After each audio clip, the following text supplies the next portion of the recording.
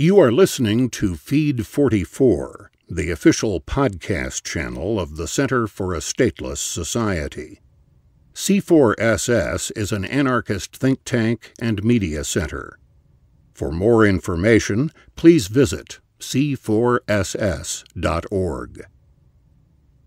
Genuine Ideology by Will Moyer. Posted on c4ss.org on March 6, 2015. Read by Tony Dreher. You can't kill an idea. Ideas are bulletproof. They're more powerful than guns. This is something we've all been told. But just because you can't destroy an idea or an ideology doesn't mean you can't twist it and use it as an engine for your own purposes. It's not controversial to suggest that much of what we see in mainstream discourse, in the traditional channels of success and influence, may not be genuine ideological positions, but rather a useful packaging for machinations of power. If this is true, then where can we find genuine ideology? Does it even exist? I think it does, but really only in one place. When I use the term ideology, I am referring to the combination of values, principles, and perspectives that add up to a worldview. This worldview actually motivates behavior, which means it is prior to action and prior to specific conclusions and tactics. This is the defining difference between genuine ideology and the kind of ideology that serves as a facade. Of course, this isn't a binary difference. It's not as if people either act for solely ideological reasons 100% of the time, or their ideology is a pretense. Ideology can be a motivating factor sometimes, and simply a pretense, whether conscious or unconscious, at others. Or it can contribute some degree of motivation along with other incentives. I would argue that the degree to which ideology motivates behavior in the face of opposing incentives is the degree to which it's genuine. Otherwise, what could it mean to genuinely hold certain values, have a particular worldview, or adhere to specific principles if those ideas never motivated your behavior, or if those ideas only influenced action in the absence of any conflicting incentives? Genuine ideology is a fringe phenomenon. Genuine ideology exists, but is primarily found at the margins of mainstream discourse and political power. Put another way, the farther you move away from the mainstream, the more likely you are to find genuinely held ideological positions. And the closer you move toward the centers of power, the more likely you are to find ideology used merely as a tool of political expedience or tactical convenience. This is particularly true of any ideology that would be threatening to those in power. What happens is that genuine ideology gets plucked from the fringes whenever aspects of it become useful to the ruling class. This is the stuff of most mainstream discourse. Talking points and sound bites and party platforms are made up of little chunks of ideology taken from those who genuinely believe it. The usefulness is really the most important part. Think of your most cherished beliefs, the political or social or religious ideals that motivate your actions. These are the beliefs that will almost certainly be used against you by someone or some group that wants power over you. This is true precisely because they are the beliefs most likely to motivate your behavior. If some politician can claim to believe in X, or support Y, or oppose Z, and garner your financial and electoral support, why wouldn't they? You see this happen all the time with the U.S. political parties. The Democrats will co-opt anti-war rhetoric or try to align themselves with the Occupy movement when they see the opportunity to gain support. The Republicans will latch on to the discontent fueling the Tea Party and use it to win elections. Even within the parties, factions stake out different ideological ground that they hope will position themselves more favorably against competitors. This is not new or clever, but it continually works. And when it's pointed out, people respond as if it's far too cynical and conspiratorial, or overly simplistic, to possibly be true. This isn't to say that some of the people you could classify as part of the ruling class don't have genuine beliefs. Many do. But either those beliefs are secondary to the overwhelming incentives the system places upon individuals, or those beliefs conveniently align with some general trend that makes them useful. And the system incentivizes compromising genuine ideological belief in exchange for more influence or power. It's easy to justify. After all, you'll be able to do much more good once you're in a better, more influential position. There are almost no incentives for a person or group who currently holds power to give it up. Why would someone with wealth and privilege and influence share that power with someone else? Why would they grant another person or group access to that power? They wouldn't do it if it was fundamentally going to undermine their own power and influence. It's just basic self-interest.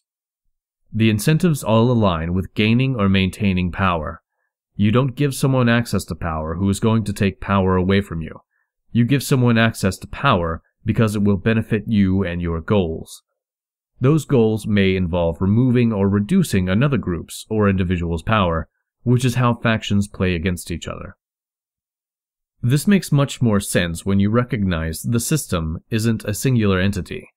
It's easy to see the state as a monolithic Hobbesian leviathan, but it isn't. It's modular and layered, even within the ruling class. The system is polylythic. It's made up of competing factions and individuals, with interests and goals at odds with other factions and individuals. There are multiple ways to look at this factioning. You can see it as partisanship, as in, partisan politics is killing America, which comes packaged with the assumption that a divided ruling class is bad because we need them to be getting things done. Or you can see it as a necessary evil, a side effect of the separation of powers, which prevents one group from seizing absolute power and is ultimately a good thing. Both views boil down to either a bad thing preventing the system from working, or an unfortunate bug in an otherwise good system. Instead, I think the proper way to see this factioning is as a feature. It is essential to any ruling class that wants to survive in the long term. Factions allow the system to adapt and evolve, to incorporate new blood and new ideological positions, keeping it from stagnating. It's how the rulers adapt to the ruled.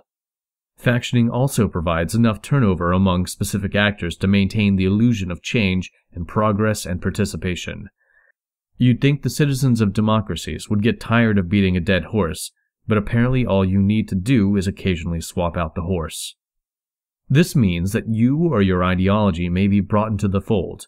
It may gain mainstream prominence, but it's likely only because it fits with some existing agenda, or possibly provides useful cover or distraction for a different agenda. It also means that anything that fundamentally challenges the system itself is going to be blocked by every faction, since the dismantling of the system benefits none of the people in power. Some might say, fine, let's assume that this is true most of the time, 75% of the time, hell, 95% of the time. Does that mean there's not a single politician acting on genuine ideological belief like, insert favored politician here? Or, even if it's not genuine, that having a person who at least pays lip service to a certain belief isn't preferable? That even that might produce something positive and good? I think the obvious answer is yes. It's certainly possible to have ideas enter the mainstream or popular mass movements whose widespread adoption, even if only superficially or for self-aggrandizing reasons, has a positive and valuable impact on society. But I don't think we should forget that an ideological position gaining traction in the mainstream is likely to come with some unforeseen consequences, namely that someone in power will attempt to benefit from, if not outright co-opt the idea. Or, someone will pay lip service to the idea in an attempt to gain power over those who value it. Or, that its prominence will make supporters think the battle for their idea has been won. The point is not to become an idea hipster who only values ideologies before they become cool. It's to recognize that when the ruling class, how wide to cast the net of that definition is up for debate, but it certainly includes politicians and criminal billionaires, begins to adopt or parrot the ideas you value. It might not be cause for celebratory backpatting and cries of, "Guys, we did it!" The election and subsequent presidency of Barack Obama is perhaps the most well-worn example of this in the last decade. His anti-war campaign rhetoric, which won him massive support, even from many libertarians, not to mention a preemptive Nobel Peace Prize, caused many to celebrate when he won the 2008 election. Of course, his presidency has been a complete repudiation of his anti-war positions, and as if that wasn't enough to make it the epitomical example, WikiLeaks released a CIA report describing how President Obama's reputation would be useful in maintaining war support in Europe. What could make it clearer? The ruling class will use your ideas against you. You may have noticed the above example contains a lot of references to Glenn Greenwald. This is intentional because despite what many would consider to be a clear-cut case of dissent, the Snowden leaks may be just another example of everything outlined above. I would suggest that the response to Citizen4's Oscar and the way the Snowden leaks have played out should not be celebration, happiness, or relief, but rather cynicism and skepticism that this is truly an example of fucking with power.